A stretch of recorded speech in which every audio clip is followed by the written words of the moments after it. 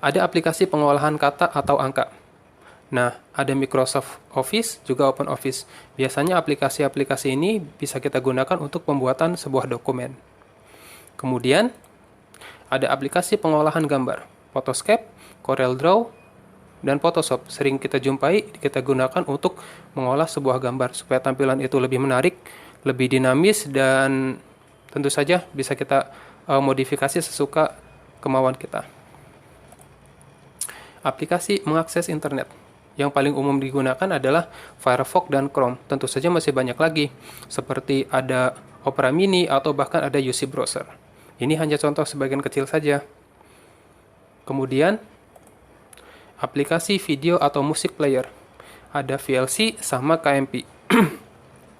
Untuk apa fungsinya? Jadi, tentu saja dengan aplikasi ini, saya contohkan teman-teman ketika mendownload sebuah film ataupun video dari internet, tentu saja ada video atau film tersebut yang tidak bisa dibuka.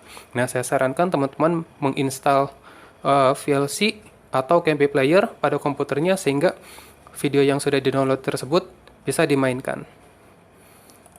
Berikutnya, aplikasi pengolahan video. Ada After Effects dan Adobe Premiere. Biasanya ketika teman-teman yang suka membuat gambar-gambar atau video-video dengan tampilan yang lebih menarik, teman-teman bisa menggunakan After Effects dan Adobe Premiere pada komputernya. Hanya saja biasanya komputer dengan spesifikasi tinggi yang bisa menjalankan aplikasi ini. Tapi tidak usah khawatir, teman-teman bisa menggunakan Windows Movie Maker untuk komputer dengan spesifikasi minim.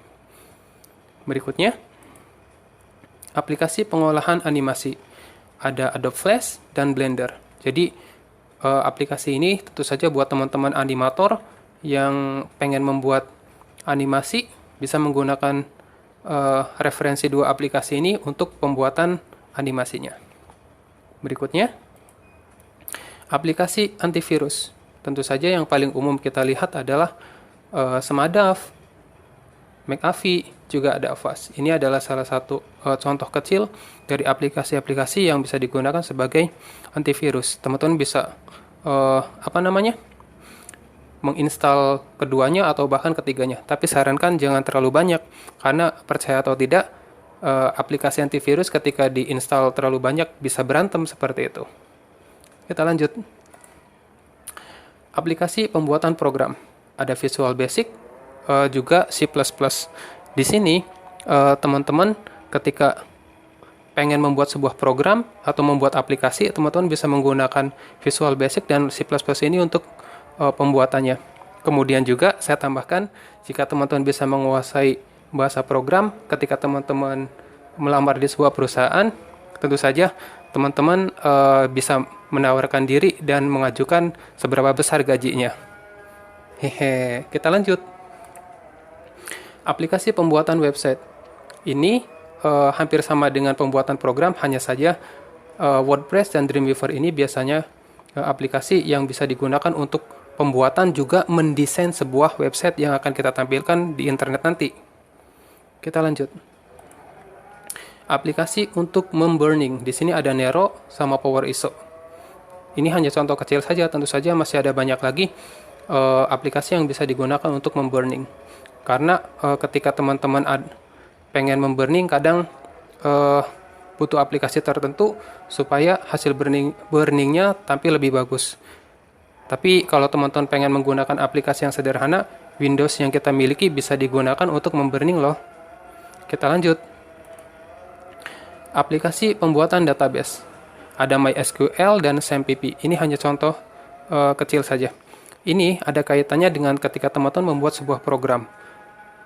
Ketika teman-teman membuat aplikasi database untuk perpustakaan, inventory barang, dan lain sebagainya, teman-teman membutuhkan aplikasi MySQL atau SAMPP ini untuk database-nya. Tapi kalau teman-teman pengen menggunakan Microsoft Access juga bisa. Kita lanjut. Berikutnya, aplikasi mesin virtual. Ada VirtualBox dan Oracle. Fungsinya untuk apa? Kalau saya bilang dengan adanya VirtualBox atau Oracle, teman-teman bisa menaruh dua operating system pada komputernya teman-teman. Jadi seperti ini, misalkan teman-teman hanya punya satu komputer, tetapi teman-teman menyukai dua operating system, yaitu Linux dan Windows. Jadi teman-teman tidak perlu menghapus Windows-nya kemudian menambah dengan Linux, tapi dengan VirtualBox teman-teman bisa tinggal menambah Linux-nya saja. Jadi ketika teman-teman bosan menggunakan Windows, teman-teman bisa tinggal membuka komputernya dengan tampilan Linux. Seperti itu.